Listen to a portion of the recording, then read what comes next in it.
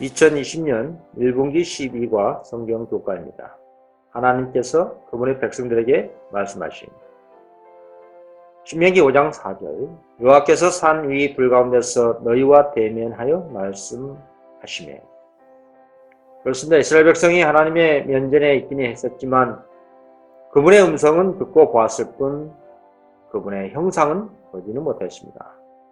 그 출애굽기 20장 22절 내가 하늘에서부터 너에게 말하는 것을 너희가 친히 보았으니. 그리고 신명기 4장 12절에 여호와께서 화연 중에서 너희에게 말씀하시되 음성뿐이므로 너희가 그 말씀을만 듣고 형상은 보지 못하니라 했습니다. 그렇습니다. 그렇다면 오늘날 하나님의 성도는 어떤 방식으로 그분을 대면하여 말씀을 듣고 볼 수가 있을까요? 1월 소재입니다. 시내산에 도착함. 이스라엘 백성들은 그들이 애굽을 떠난 지 얼마 후에 시내산에 왔는가? 하나님께서는 그들에게 어떤 계시를 주려고 하셨는가라는 문제입니다. 출애굽기 19장 1절 이스라엘 자손이 애굽 땅에서 나올 때부터 제3월 곧 그때에 그들이 시내 광야에 이릅니다. 그들이 르비딤을 떠나 시내 광야에 이르러 그 광야에 장막을 치되 산 앞에 장막을 치니라 하십니다. 그렇습니다. 시완 오늘날의 5월 말 6월 초에 해당합니다. 1, 2절은 이스라엘 시내산까지의 여행에서 마지막 단계를 다루고 있는 모습입니다. 람셋에서 시내산까지의 여행은 대략 45일이 소요됐습니다. 시내 광야는 일반적으로 평평하고 간목이 산재 있는 그런 평지요 또는 광야였습니다.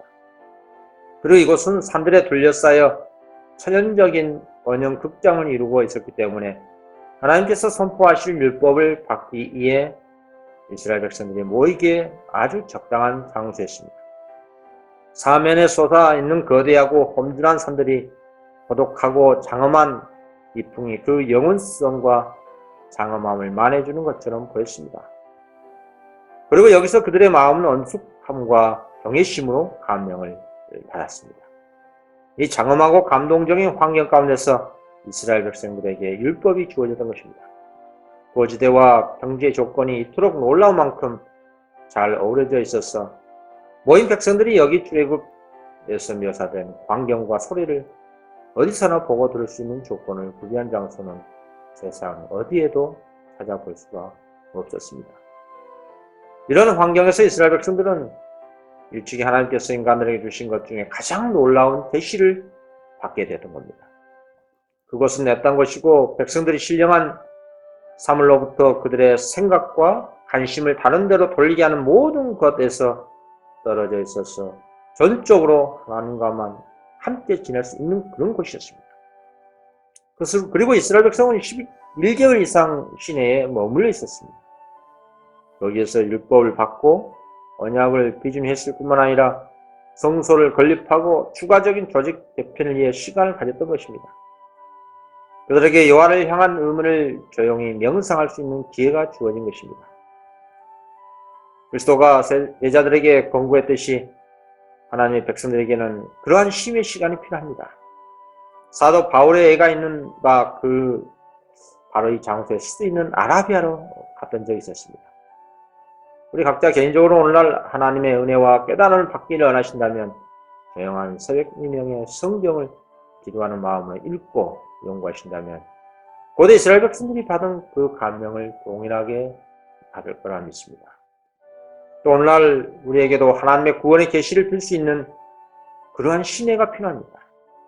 이 세상에 수많은 교회가 난립하고 부분적인 진리를 가지고 있지만 오직 전체적인 구원의 진리를 가지고 있는 하나님의 몸된 교회는 오직 하나입니다. 그러한 주님의 몸된 교회와 연합함으로 하나님은 이스라엘에게 하신 일을 당신의 교회에도 이루고 그분의 뜻을 계시하시고 당신의 몸된 교회 안에서 우리를 지도하시고 성화시키시고 그분의 이음으로 우리에게 새로운 감동을 줄 수가 있는 것입니다. 나아버립니다. 하나님께서는 산에서 모든 시대의 그분의 백성들은 물론 이스라엘 백성들에 대한 그분의 열망을 전달하시면서 모세에게 어떤 아름다운 말씀을 하셨는가라는 문제입니다. 출애굽기 19장 3절 모세가 하나님 앞에서 올라가니 여호와께서 산에서 그를 불러 가라사대 너는 이같이 야곱 족속에게 이루고 이스라엘 자손에게 구하라. 출애굽기 19장 4절 나의 애굽 사람에게 어떻게 행하였음과 내가 어떻게 독수리 날개로 너희를 업어 내게로 인도하였음을 너희가 보았느니라.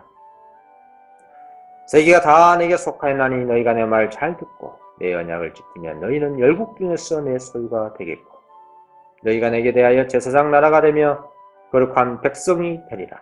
너는 이 말을 이스라엘 자손에게 구할지나 하였습니다. 그렇습니다. 3절에서 9절까지 하나님과 이스라엘 사이의 첫 언약을 소개하고 있습니다. 모세는 이 지역을 잘 알고 있었습니다. 왜냐하면 하나님께서 떨기나무 불꽃 가운데서 스스로를 계시한 곳이 바로 이곳이기 때문입니다. 바로 이 지역에서 하나님은 그분의 종, 더 이상 외로운 도망자가 아닌 하나님의 백성들의 지도자로 우뚝 선 종에게 다시 자신을 나타내셨습니다. 모세가 산을 올 때 그의 마음 수많은 기억들이 떠올랐을 것입니다. 하나님은 자기의 통치권에 따라 언약을 지키도록 히브리 백성들에게 명령하기보다는 그들 자신들의 유익이 될 그것을 행하도록 백성들에게 은혜의 초청을 하셨던 겁니다. 우리가 하나님과 동행할 수 있는 유일한 길은 순종입니다. 하나님은 순종 외에 어떠한 것으로도 그들의 하나님이 되지 않으실 것이고 또한 그들을 그분의 택한 백성으로 삼지 않으실 것입니다. 모든 사람에게 구원을 주시는 예수 그리스도의 복음의 은혜는 신령한 율법을 순종할 의무로부터 벗어나게 하지 않습니다. 구속하시는 그리스도를 믿는 믿음은 내주하시는 그리스도의 능력과 불가분하게 연결되어 있습니다.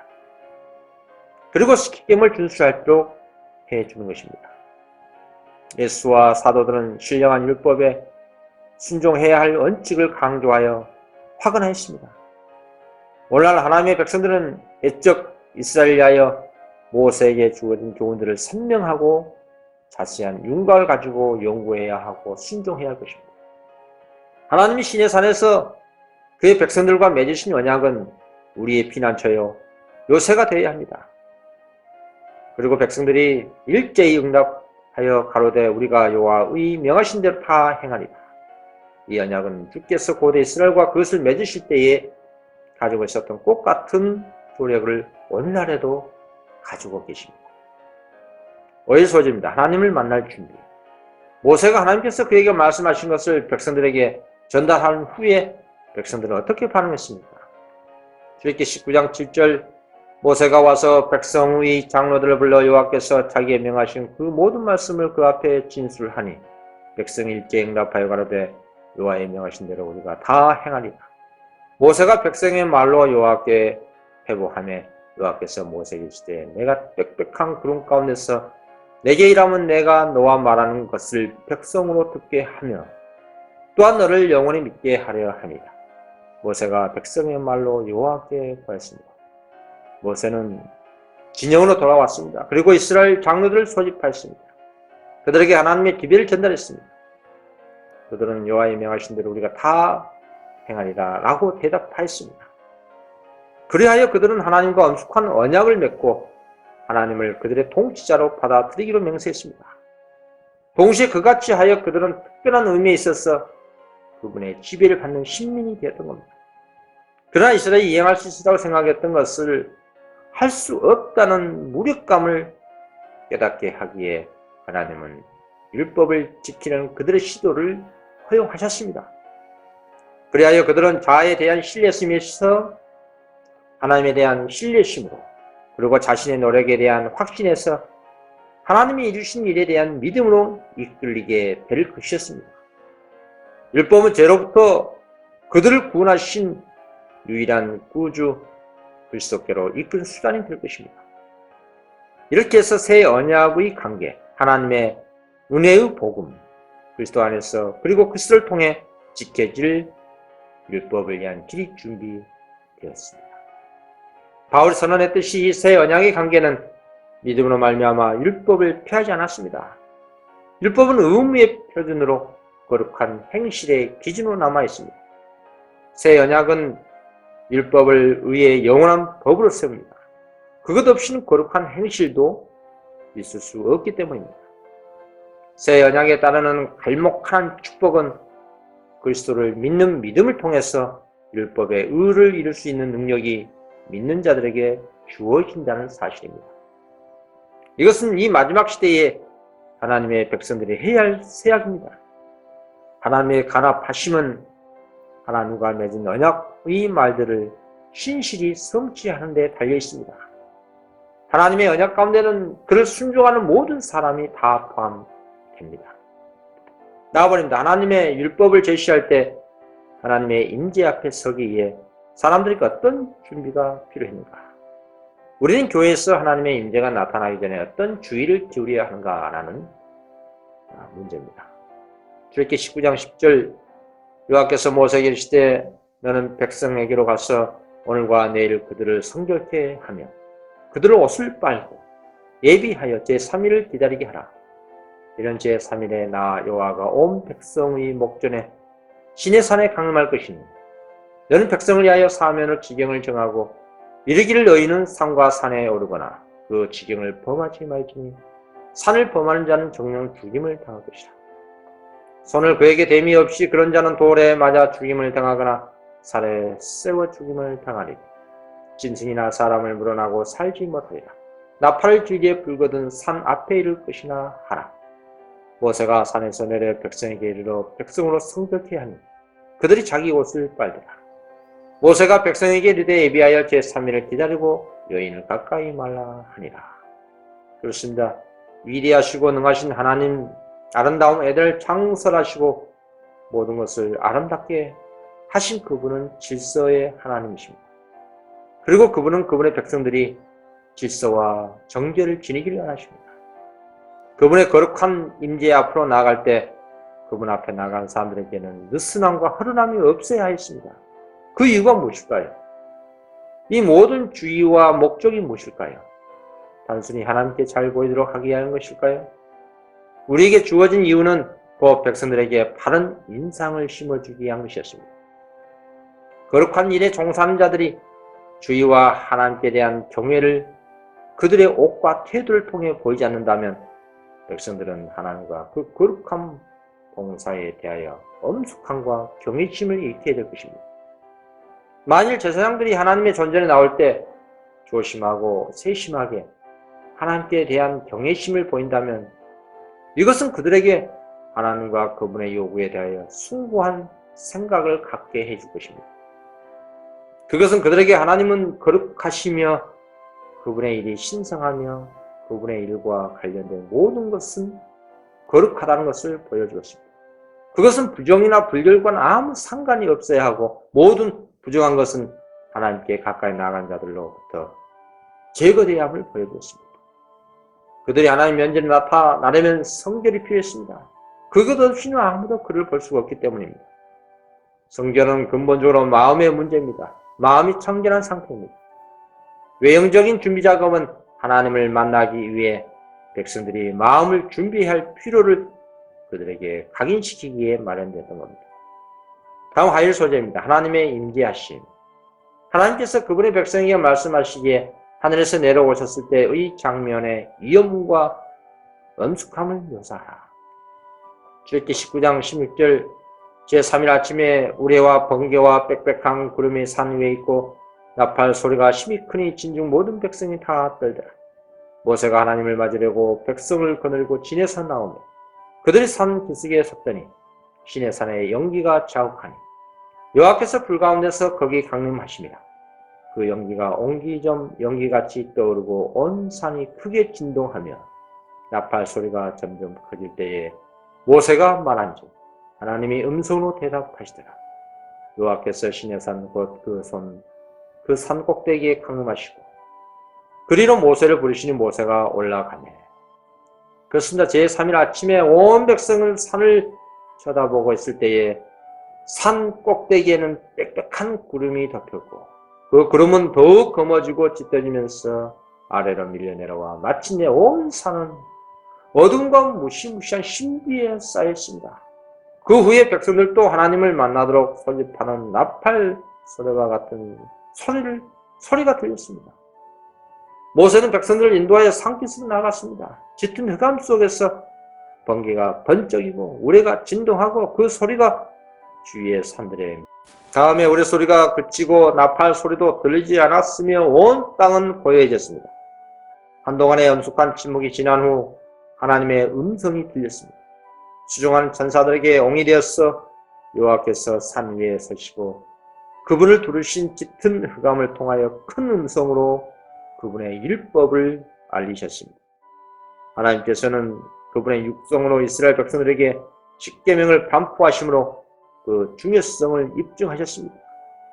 무서운 위험 가운데서 그분께서는 세상의 통치자로서의 그분의 주권과 권위를 알리셨습니다. 그분께서는 그분의 율법의 신성성과 그 율법 준수의 중요성을 백성들에게 감명을 시켜주시기에 그렇게 하셨습니다. 율법이 주어진 일에 수반된 능력과 영광은 그 중요성을 나타내고 있는 것입니다. 나와버립니다. 모세가 다시 산 꼭대기로 부름을 받았을 때 주님께서는 그에게 무엇이라고 말씀하셨는가? 출애굽기 19장 21절 여호와께서 모세에게 이르시되 내려가서 백성을 신축하라. 백성이 돌파하고 나 여호와께로 와서 보려고 하다가 많이 죽을까 하노라. 또 여호와께 가까이 하는 제사장들로 그 몸을 성결히 하게 하라. 나 여호와가 그들을 돌격할까 하노라. 모세가 여호와께 고할 때 주께서 우리에게 명하여 이르시기를 산 사면의 지경을 세워 산을 거룩하게 하라. 가졌사온즉 백성이 시내 산에 오르지 못하리라. 여호와께서 그에게 이르시되 가라. 너는 내려가서 아론과 함께 올라오고 제사장들과 백성들에게는 돌파하고 나 여호와에게로 올라오지 못하게 하라. 내가 그들을 돌격할까 하노라. 모세가 백성에 내려가서 그들에게 고하니라. 그렇습니다. 하나님께서 모세를 다시 불러 명령하신 이유가 있습니다. 제사장들을 특별히 언급한 것은 지경을 침범하고 싶은 열망이 그들에게 특히 강했을 것을 보여주고 있습니다. 거룩한 직능을 행하기 위한 훈련을 받았기 때문에 제사장들은 자신들이 모세와 아론과 실질적으로 동등하다고 생각할 수가 있었습니다. 그들은 하나님의 인재로부터 제외된 것에 대한 분노를 느꼈을지도 모릅니다. 하나님께서 제사장들에게 성결하라고 하신 명령을 볼 때 제사장들이 10절의 명령이 자신들에게는 적용되지 않는 것으로 간주하고 그것을 따르지 않는 것이라고 봅니다. 그래서 그렇게 하라는 지시가 그들에게 특별히 주어졌던 겁니다. 직분의 거룩함이 그것을 차지하고 있는 개인의 거룩함을 반드시 의미하는 것은 아닙니다. 성경이 자주 예시하는 대로 하나님의 봉사자라고 해서 죄에 대해 특별한 면역성이 주어진 것은 아닙니다. 죄가 발견되는 곳마다 우리 하나님은 소멸하는 불이 되십니다. 그의 권능에 굴복하는 모든 사람들 속에서 하나님의 성령은 죄를 소멸시킬 것입니다. 그러나 만일 사람들이 죄를 버리지 않으면 그들은 죄와 동일시 되는 것입니다. 11 소제입니다. 사랑의 법. 신의 산에서 율법을 선포하신 분은 누구입니까? 주님께서는 그 후에 율법으로 무엇을 하셨는가? 라는 문제입니다. 신명기 5장 4절 여호와께서 산 위 불 가운데서 너희와 대면하여 말씀하시며 그때 너희가 불을 두려워하여 산에 오르지 못하므로 내가 여호와와 너희 중간에 있어서 여호와의 말씀을 너희에게 전하였노라. 여호와께서 가라사대 여호와께서 두 돌판을 내게 주셨나니 그 판에 글은 하나님이 친수로 기록하신 것이요 너희 총의 날에 여호와께서 산상 불 가운데서 너희에게 이르신 모든 말씀이니라 하였습니다. 율법이 선포될 때에 천지 창조주께서 그 산 위에 구름과 화염에 쌓여서 그의 아들 곁에 서 계셨습니다. 율법이 처음으로 여기에 주어진 것은 아니지만 이스라엘 자손들이 애굽 땅에서 우상 숭배자들과 거주한 동안에 그들의 생각이 혼란스러워졌기 때문에 그들에게 율법의 조항들을 다시 한번 상기시켜주고 참 여호와 경배가 무엇인지 깨닫게 하시려고 율법을 선포하신 것입니다. 우리가 이 율법을 순종해야 한다는 것이 우리가 세상에 보내는 마지막 자비의 기별의 핵심입니다. 하나님의 율법은 창조된 새로운 거룩함이 아니라 그것은 알려진 거룩함입니다. 그것은 자비와 사랑과 선행을 표현하는 원칙들의 규범이고 그것은 타락한 인간에게 하나님의 품성을 선물로 주고 인간의 모든 의무를 분명히 말해주고 있는 것입니다. 나와버립니다. 율법의 기본 원칙은 무엇인가? 마태복음 22장 37절 예수께서 가라사대 내 마음을 다하고 목숨을 다하고 뜻을 다하여 주 너의 하나님을 사랑하라 하셨으니 이것이 크고 첫째 되는 계명이요 둘째는 그와 같으니 내 이웃을 내 몸과 같이 사랑하라 하셨으니. 그렇습니다. 여호와 율법은 두 큰 원칙으로 이루어져 있습니다. 내 마음을 다하고 목숨을 다하고 뜻을 다하여 주 너의 하나님을 사랑하라 하셨으니 이것이 크고 첫째 되는 계명이요 둘째는 그와 같으니 내 이웃을 내 몸과 같이 사랑하라 하셨으니 이 두 계명이 온 율법과 선자의 강령이라 했습니다. 이 두 큰 원칙은 처음 네 계명 곧 하나님께 대한 인간의 의무들을 나타내고 있는 계명들과 그리고 나머지 6계명 곧 인간 상호 간의 의무들을 나타내는 계명들을 포괄적으로 다루고 있습니다. 그 원칙들은 타락 후에 보다 더 분명하게 천명되었고 타락한 사람들의 형편에 알맞는 말로 표현되었습니다. 이것은 사람이 범죄함으로 마음의 눈이 멀게 된 결과로 필요하게 된 조치였습니다. 하라 혹은 하지 말라고 하시는 10계명은 10가지 약속입니다. 너희가 나를 사랑하면 내 계명들 지키라. 여기 하나님의 율법의 총체와 본질이 다 들어있고 모든 아담의 아들과 딸들의 구원의 조건들이 요약되어 있습니다. 시내산 위에서 그리스도가 말씀하신 거룩한 10계명은 하나님의 품성의 계시요 그분이 모든 인간의 유산을 관할하시는 분이라는 사실을 세상에 알리는 것입니다. 인간에게 줄 수 있는 최고의 사랑인 이 10계명은 이것을 행하라. 그리하면 그대는 사단의 지배도 그의 조종도 받지 않을 것이라고 하시는 그분의 약속을 믿는 사람에게 하시는 하나님의 오늘날의 음성입니다. 그 율법에는 부정적 측면이 있는 것 같이 보일지 몰라도 실상은 행하라, 순종하라 그러면 살 것이라고 하는 의미입니다. 다번입니다. 참 그리스도인은 자신의 마음에 하나님의 사랑이 있음을 어떻게 나타내는가라는 문제입니다. 요한일서 5장 2절 우리가 하나님을 사랑하고 그의 계명들을 지킬 때에 이로써 우리가 하나님의 자녀 사랑하는 줄을 아느니라.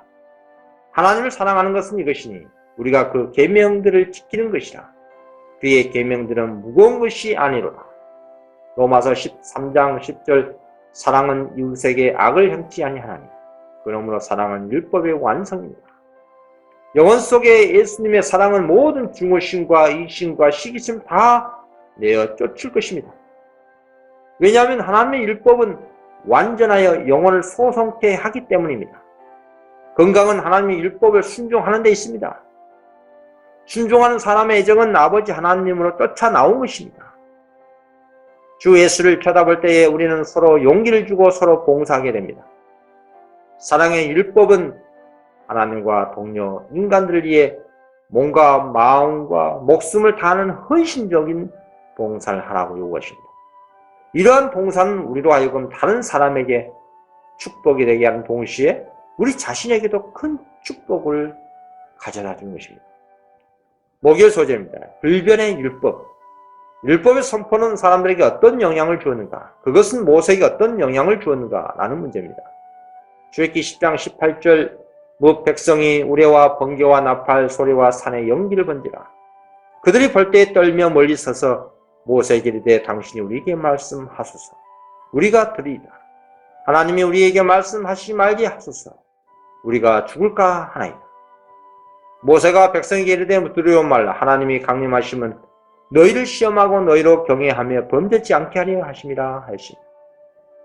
히브리서 11장 20절 이는 짐승이라도 산에 이르거든 돌로 침을 당하리라. 하신 명을 저희가 견디지 못합니다. 그 보이는 바가 이렇듯이 무섭기로 모세도 이르되 내가 심히 두렵고 떨린다 하였으니 하시니. 이스라엘 백성들은 공포에 짓눌렸습니다. 하나님의 말씀의 무서운 능력을 그들의 떨리는 마음으로 감당할 수 없을 것처럼 보였습니다. 왜냐하면 하나님의 의의 대언칙이 그들 앞에 제시되었을 때 그들은 전에 없이 죄의 가증한 성질과 하나님의 목전에 있는 저희 자신의 죄를 통절히 그래서 모세는 두려워할 필요가 없다는 침착한 확신으로 백성들을 안정시켰습니다. 그들의 마음에 그분의 영과 권능에 대한 개념을 영을 새겨줌으로써 죄 짓는 것을 저지하는 것이 하나님의 목적이었습니다. 이스라엘은 여전히 하나님을 이해하는 데 둔감했습니다. 따라서 부드러운 사랑의 음성으로 인도받을 준비가 될 때까지는 두려움의 훈련이 필요했던 것이었습니다. 나와버립니다. 이 율법을 변경할 필요가 있었는가? 예수께서 율법을 변경시키셨는가? 라는 질문입니다. 시편 111편 7절 그 손의 행사는 진실과 공의며 그 법도는 다 확실하니 영원 무궁히 정하신 바요 진실과 정의로 행하신 바로다. 마태복음 5장 17절 내가 율법이나 선지자라 폐하러 온 줄로 생각지 말라. 폐하러 온 것이 아니요 완전케 하려 함이로다. 진실로 너에게 이르노니 천지가 없어지기 전에는 율법의 1.1획이라도 반드시 없어지지 아니하고 다 이루리라. 그러므로 누구든지 이 계명 중에 지극히 작은 것 하나라도 버리고 또 그같이 사람을 가르친 자에는 천국에서 지극히 작다 일컬음을 받을 것이요 누구든지 이를 행하며 가르친 자는 천국에서 크다 일컬음을 받으리라 했습니다. 그렇습니다. 산상설교에서 율법의 창시자 그리스도께서는 그 법도의 진정한 의미와 그것의 원칙들이 그가 와서 건설하려고 한 천국 시민들의 생활과 사상에 나타날 수 있는 방법을 밝혔습니다. 그리스도는 신의 산에서 선포한 것은 그의 천국 백성이 될 사람들에게 여전히 구속력을 가지고 있음을 친히 재확인하고 누구든지 가르침이나 행동으로 율법을 폐지하려고 생각하는 자는 결단코 천국에 들어가지 못하리라고 선포하셨습니다.